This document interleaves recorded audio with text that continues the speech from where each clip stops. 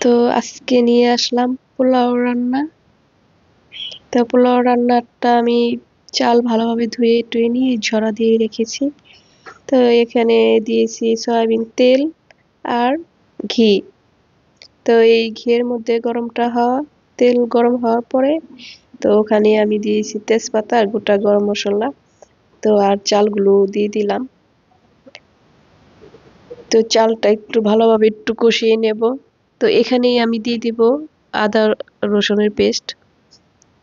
তো রসুন কম দিব আর কি, আদাটাই বেশি দেব। আর দেব কাঠবাদাম, বাদাম বাটা দেব। আর লবণ দেব স্বাদ মতো। তো এটা আমি তেলে দিই না, তেলে দিলে হয় পোলাওটা কালো হয়ে যায়। তো এর জন্য চালের মধ্যে দিলে পোলাওটা কালো হয় না, সুন্দর হয়। তো আগে আমি তেলের মধ্যে দিতাম, তো তখন দেখা যাইতো পোলাওটা একটু কালো কালো হতো। তো এখন আর সেটা করি না, এখন চালের মধ্যে দিই। তো এখন পোলাওটা সুন্দর হয়, একদম সাদা হয়। তো ওদিকে আমি জলটা গরম করতে দিয়েছি। তো এখানে নিয়েছি আমি 3 পট চাল, 3 পটের মধ্যে দিয়েছি 6 পট জল। তো এই মাপটা থাকলে পোলাও আর কোনো একদম ঝরঝরা হবে, মানে গলেও যাবে না শক্তও থাকবে না। তো মাপটা ঠিক থাকতে হবে। তো এই তো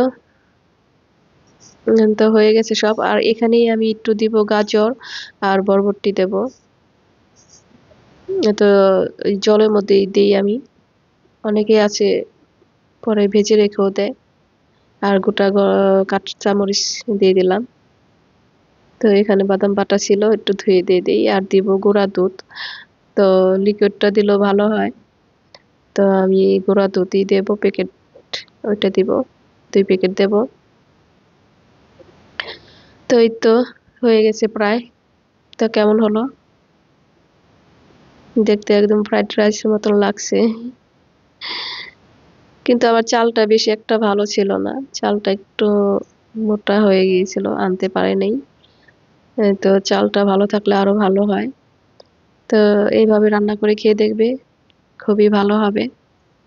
আর ভিডিওটা যদি ভালো লাগে, লাইক কমেন্ট অবশ্যই ফলো দিয়ে পাশে থাকবে। তো এই তো আজকে আয়োজন ছিল আমাদের এই বেগুনি ভাজা, পোলাও, আর ছিল ডিমের কোরমা আর রোস্ট। তো কেমন হলো ভিডিওটা? তো তোমরা ভালো থেকো, সুস্থ থেকো। আর নতুন নতুন ভিডিও পেতে অবশ্যই আমাকে ফলো দিয়ে পাশে থাকবে।